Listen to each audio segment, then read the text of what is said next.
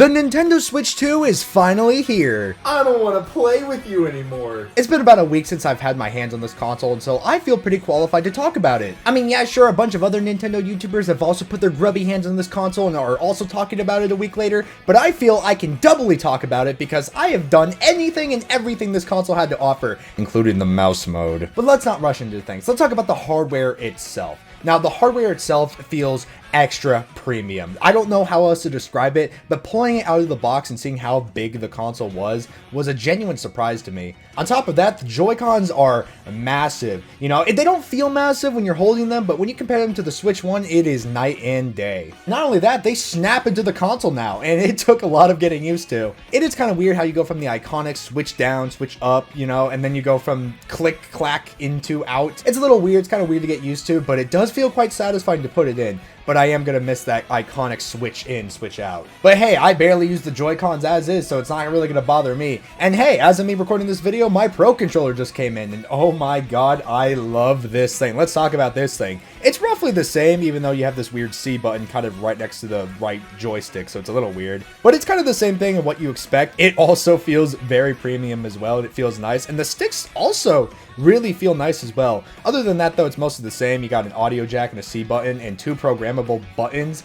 I don't see myself using the programmable buttons that much. I think it's really cool and it gives an option for people who are interested in it. But for idiots like me who don't really want to customize their controls and thinks the controls are just fine the way they are, I see myself accidentally pressing them a bunch during gameplay, and that's kind of annoying. But other than that, this Pro Controller is a step above the previous one. Oh, and I also love that the plus and minus buttons are kind of protruding out of the controller. They're not like in the controller. It's kind of hard to explain without showing them side by side.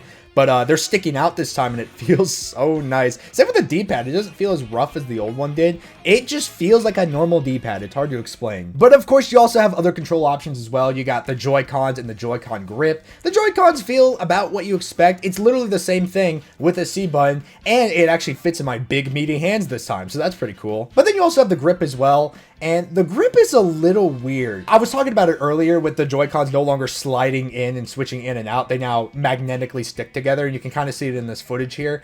They kind of just plop into place. You don't slide them in. And so because of that, the grip had to be redesigned in a way where it doesn't hold the cons anymore. It kind of just sticks to this middle plastic part, which is fine, but it definitely feels weird, especially if you claw grip it, kind of how I do in this footage here. Your fingers aren't really going to know what to do when they get to the top there. But with the original grip, they kind of had a place to rest on. But again, I'm mostly going to use my Pro Controller, so that is fine by me. But needless to say, overall on the hardware end, it's all pretty good. I like it a lot. Hey guys, Future Cyanize here. Kind of wanted to add this in. Forgot to talk about it, but I also wanted to talk about the dock. The dock itself is pretty good. It does feel a lot better, and the Switch 2 actually feels like it's protected being into it and doesn't feel like a piece of plastic, which is pretty cool. I'm showing it off here, though. I do not like how bendable the front is. It feels like it's going to crush my Switch 2, unlike the previous one where you couldn't move it at all. For some reason, you can move the front of it a little bit. I don't know why, and I don't like it. Also, I hate the back plate so much. You had something so simple with the Switch 1 and you were able to take it on and off pretty easily. You had a thing to flip it on and off. Here, you kind of just take it off. You have to get a feel for it, and you just kind of take it off. And then to put it on, it is doubly weird. I feel like I'm breaking it every time I mess with it. I do appreciate the new ports, though, the extra USB ports as well. Very much appreciated it. But yeah, that's just my little rant with the dock. Yeah, back to the video. But with that all the way, let's boot this thing up and see what the UI looks like.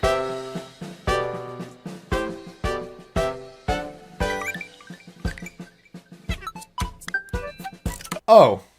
It's the same thing! That's obviously not a bad thing. I mean, it's really simple and intuitive, and, you know, the sound effects are also really cool as well. But we didn't get any extra themes with this, at least? Come on, Nintendo! But hey, I can't complain too much. Everything loads so much faster. And hey, look at my friends! Look at all the games they're playing! Look at this pleb. He's still playing on his Nintendo Switch 1. What a loser. And it's not really a part of the UI, but definitely my favorite part about this new layout is the eShop. Oh my god, it loads so much faster. It is beautiful. This means something to me. Oh, and of course, I cannot forget about game chat.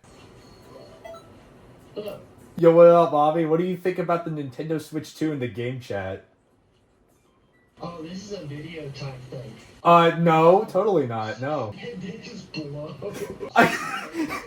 I don't have too much to say about it. I use Discord, so this is kind of irrelevant to me, but I am surprised in how well that mic actually picks up your audio even when you're far away from the room. So I gotta give Nintendo credit for that. Just don't ever screen share. That is really bad. Don't ever do it. But of course, no console would be successful without its games. And the 4 games that I'm going to be focusing on here are going to be Mario Kart World, The Legend of Zelda Echoes of Wisdom, Fortnite, and Cyberpunk 2077. Not only are these the 4 games that I've been mainly playing on my Nintendo Switch 2, but I also feel these are the 4 games that properly show off everything the console has to offer and more. Starting with Mario Kart World, yeah, this game is really fun, though I'm gonna be real, I feel like I need to play more of this game to gather my thoughts. It does a lot of things that are very different compared to the previous entries in the series, both for better and for worse. To start with better though, the game is fully open world, and I didn't realize how expansive that was until I opened up the main menu and pressed that Fable Plus button, and oh my god, it's seamless. It is beautiful. And yeah, there's no loading times, none of that glitchiness, none of that. The whole game is open world. You can go anywhere, you can go to any of the tracks, and you can do about just whatever you want. Even though it's very impressive how much is going on in this open world and how the game uses this open world for pretty much everything in the game, I will say there isn't really much going on in it though. I mean, yeah, P-switches and you can unlock costumes for some of your favorite characters, but outside of that, there is not much to do.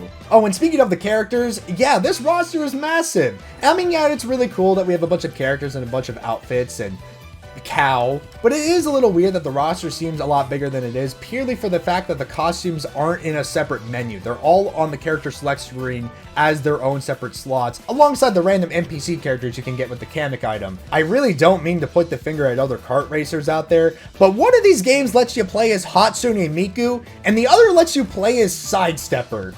I mean, the joke writes itself there. Outside of that, however, you still have your classic Grand Prix, though they changed it up a little bit. They made it so that after the first 3 laps of the stage that you start off with in a cup, you actually transition by traveling to the next course, and you do 1 lap on that course once you reach it. It's an interesting design decision, but one that I can't say I hate per se. It definitely shakes it up a little bit, but I can definitely see why people would be annoyed that it's not the traditional 3 laps on one course, move on to the next course. That being said though, it's different. I like it. I just wish there was an option to make it so that you can play the traditional classic Grand Prix style. But for the most part, I'm okay with it. Though I will say this new form of kart racing definitely gets better utilized in Knockout Tour. This is basically Mario Kart Battle Royale, where you have to compete to qualify for each section of the race. And if you don't make it into the top 12th, 8th, 4th, etc., you will be eliminated from the race and you will have to watch everybody else race and win in your place. And it's so cool too because these tracks make you go across the entire world, and these races can go on for a while, and it's super fun and addicting. Oh, and oh my god, I cannot talk about this game without talking about this game's soundtrack. Oh my god.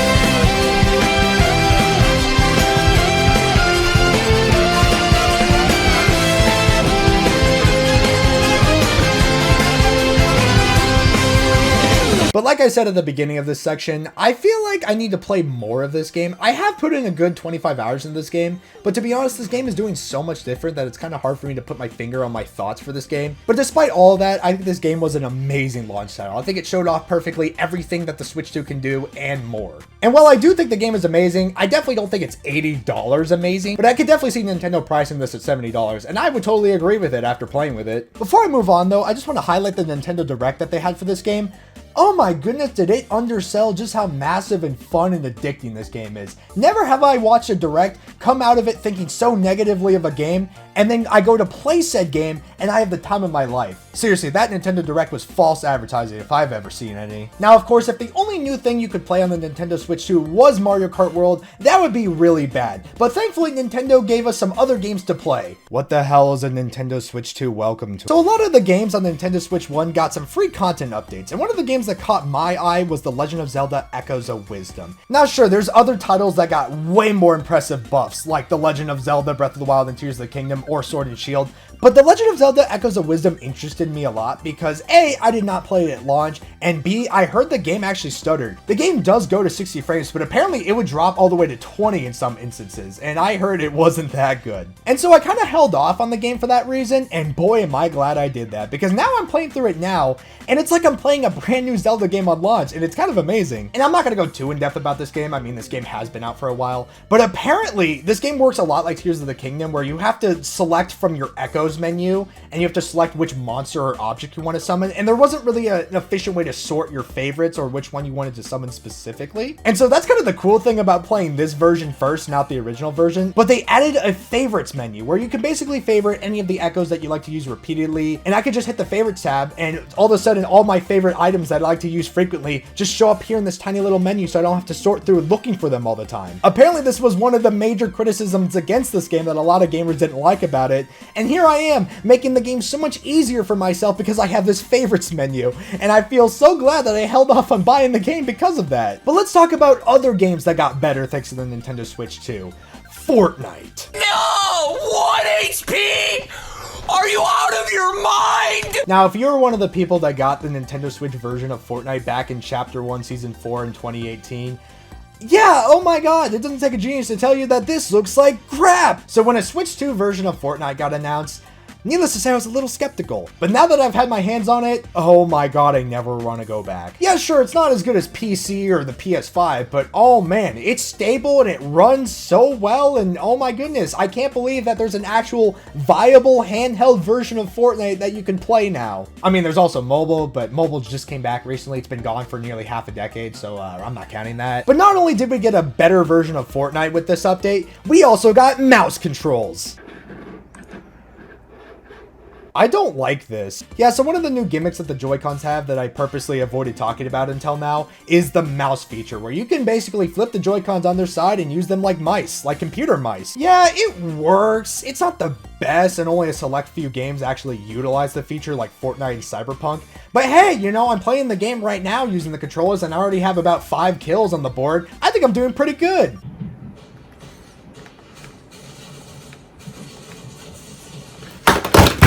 But since I brought it up as well, let's also talk about Cyberpunk 2077. Now, this game is interesting because I actually did buy it on PC before, but I bought it on launch day, and it doesn't take a genius to tell you that launch day Cyberpunk 2077 was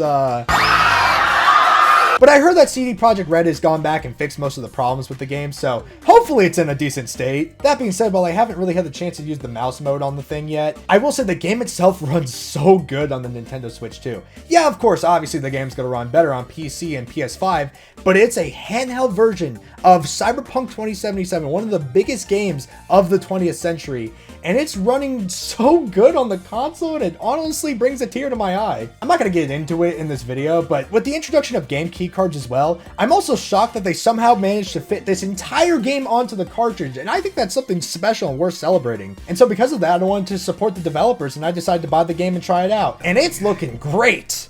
Elevator gets us to the garage direct. Let's take a video of that and post that to Twitter. And while I'm doing that as well, I might as well explain this as well. They made it so that you can now send the videos to your smartphone to the Nintendo Switch Online app to download because, haha, funny Elon Musk. And you have an option as well to send it automatically to the Nintendo Switch Online app to download, so you can post it to Twitter right away and get a bunch of likes. Hell yeah, 5 likes, now I'm popping off. And that's my experience with the Nintendo Switch 2 one weekend. And honestly, despite everything I said about this console, it is surprisingly a lot more fun than I gave it credit for. That being said, if you are still interested in the Nintendo Switch 2 and you don't have the money to do it, trust me, you're not missing out on much. But I am having a good time with Mario Kart World. But what do you guys think about the Nintendo Switch 2? Definitely let me know in the comments below. I read all of them. Stay hydrated, stay cool. And if you're not able to afford one of these, then you're a broke boy and you should have said so. Honestly, I don't know how Pookie Minstrel Cramps is able to say this with a straight face, but I thought I'd give it a shot. Hopefully I did a good job. Like, if you're a broke boy, just say so. Okay.